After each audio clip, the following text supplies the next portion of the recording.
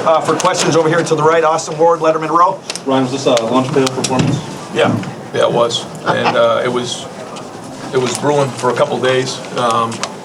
Again, I said it earlier, I'll say it again. A lot of people took a lot of shots at this team over the last 48 hours, and it really hit home to me. And the way that our team played, not only did we physically get after these guys last year, but we did it again here at the end of the game. And I think it says a lot about this team. And I'm really upset and disrespected by what Lou Holtz said publicly about our team and Ohio State and Buckeye Nation. And we're not going to stand for that, because that's not even close to true. We had one bad half a couple years ago up in Ann Arbor. We did in the second half. But every game we play in, we're physical. We are. I don't know where that narrative comes from, but that ends tonight. This team right here showed toughness. They showed grit. They didn't give up, and they found a way to get that last yard. And I'm sick over those short yardages that we didn't finish, but that's the game. And the last matchup game we were one play short. This play, we finished it the right way, and I'm really proud of our team. Bill Rabinowitz, Columbus Dispatch. Ryan, on the previous drive, you went with the neck on the end around. Yeah. Why did you do that? And did that factor into your decision to go with Chip? Yes. Yeah. I mean, we didn't get it the one before, and I'm really upset about that. We got to get that yard. And then on that play in particular, we got the look that we wanted. We got 3 for 3 right there, and we thought that we could knife it in for 1 yard because, when they're inside playing defense, there's an opportunity to get the ball outside. We didn't do it. There was 4 opportunities where the whole game could be different if we convert in those situations. So upset about that, but I'm not going to be upset right now because that was one heck of a win for our team. It was a great win for Ohio State.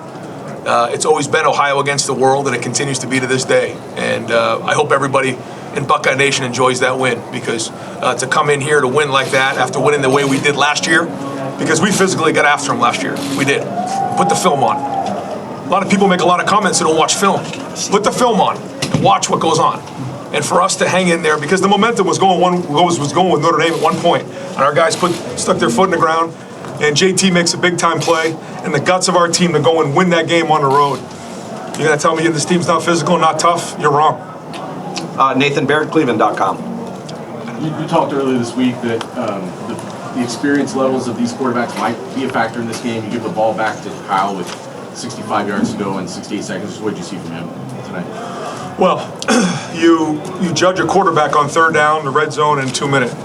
Third down, I was just looking at the stats, was pretty good. 10 of 17. There was some nice third down conversions there. And then to win the game in a 2-minute drill, that's what great quarterbacks do. And for his first top 10 road game to be put in that situation and come through says a lot about his future. I mean, there was some big time throws in there, hung in there, he's poised, and what a great win for our program. But yeah, for Kyle to come in that spot, that's big. Clay Hall, WSYX. Ryan, your biggest win at Ohio State, and how liberating is this to maybe get some stuff off your back? Yeah, well, I'm happy for our team, because a lot of people were taking shots at this team, and when it's one play away, it really hurts. But we just finished it with one play right there, and it's very fitting. And that's what we just celebrated in the locker room, and we'll continue to celebrate for a little while. You were fairly emotional coming off that field. What were you feeling at that moment? Well, I've been emotional. Team will tell you that for the last couple of days. When I started hearing some of the things that we're saying, first off, it's not true. I don't know where people get off just saying things. It really upsets me. Put the film on. People make comments, and they don't watch film. Our guys are tough. They're physical. They do. They get after it. And they did it again tonight. And you said that was Coach Holtz? Come on. Yeah, it was. Front row, Tim May on 3. I don't know where he gets off saying those type of things. I don't. I mean, I have some other things I'd like to say too, but I'm not going to say that because I'm more respectful than he is. Pass to Ibuka down to the 1 yard line, key play obviously, and then the run, the choice of the run with Chip, for the touchdown. What went into those calls? What did you see? What were you thinking? What was the message to Kyle, I guess? In the 2 minute. Yeah. You're talking about 2 minute? minute? Yeah, 2 minute. Yeah. Well, we spent some time. Is Kyle in here? Yes. Yeah, we spent some time talking about 2 minute today, right? And it just talks about how when you work a game plan, you just keep grinding and you keep working and you keep working all the way up until 4 hours before the game. We met on 2 minute. We met with the receivers. We showed what we were expecting in that moment, and you never know exactly what you're going to get. But I think Kyle had good poise. I thought the protection was good, and there was some really clutch catches out there. Certainly, Emeka had a big one. Over here to the left, Rob Aller, Columbus Dispatch. You have one play, you run it. That probably surprised some people based on what's been said. Who made that call, and was there any doubt that you were going to run that play? Me, I made the call. Was there doubt? I think I looked at the clock and knew there were 3 seconds left. So I'm thinking that's the last play anyways. You know what I'm saying? I knew we couldn't get 2 plays with no timeouts because we lost the timeout on the grounding. So I said, well, you know, at this point, it probably just makes sense for 1 yard. Not only do we need to get that yard for this program, but I felt like it was the right thing to do schematically. Over here to the right, Ari Wasserman, The Athletic. Ryan, you've done a lot of press conferences, you won a lot of games, you've been in some emotional games, and I don't think I've seen you like this before. Can you explain just kind of like where your headspace was coming into this game and why you might be as emotional as you are right now? Yeah, no, I mean, there's no doubt I am emotional.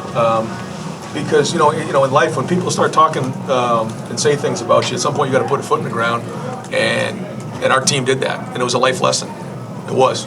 You know, we always say ignore the noise, but every once in a while, you know, after a while, you know, someone's poking at you, you got to stand up for what you believe in. And that's the way, you know, I was raised, and that's the way I'm going to be moving forward. And I got a bunch of guys in there that I love, that I work with every single day, and to hear some of the things that were said, I mean, I get Ohio against the world, but we needed to go play like that today. We needed to win like that to stop that narrative that's going on out there, because it's not true.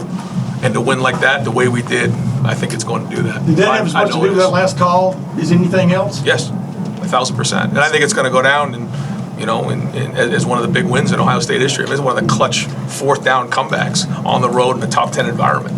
And then, you know, we had this home and home with Notre Dame to go 2-0. Says a lot about this team. Spencer Holbrook, Letterman Row. Ryan, in 2 minutes, Kyle looked better on 3rd and 4th down than he did on 1st and 2nd down. Is there anything to that with you? You can ask him. He's coming up next. You seen that with him? You talk about this cool, collected character who never gets rattled at all, and then on 1st and 2nd down he looks not as good, and on his 3rd and 4th down he's completely passes the pieces. What goes into that, and what goes through your mind on this 3rd and 4th down when you see him drop that? You know, I haven't quite thought of it like that, but I'm going to now process and watch it the way you're saying it. I don't know if it has to do with, you know, the concepts. You know, I'm not sure. We'll look at it. I thought he made some nice throws on 1st and 2nd down, but he did his best ball on 3rd down. I thought played his best ball on 3rd down today. You know, we didn't really give him a great opportunity down in the red zone. We were running the ball and you know, down there a little bit more. Probably could have taken some opportunities. I thought he threw a nice ball on the one that they called back on Emeka. That was a nice throw. Didn't quite work out, but the bottom line is he competed and won a game like this, and that's the start. We're going to have time just for a couple more. Stephen Means, Cleveland.com. We hear from that one. Okay, you're good. Okay. For starters, how is Marvin after the ankle thing, but also they went out of their way to take him away at times. How did you maybe adjust to that as the game went on? Yeah.